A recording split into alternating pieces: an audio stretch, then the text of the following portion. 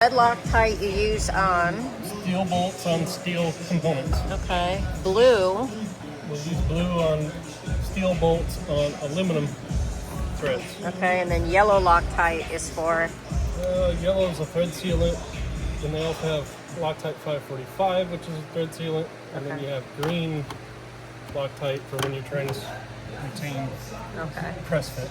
All right, so we just got a variety of things that we use.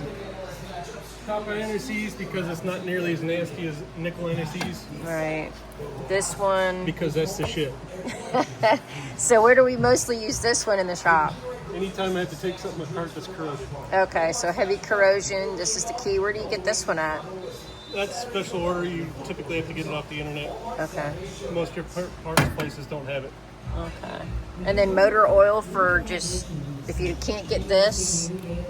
You have to get that at a Detroit diesel dealer. Okay. What about if you just use motor oil? Where do you... Any threaded bolt always goes together better with some sort of lubricant on it. Okay.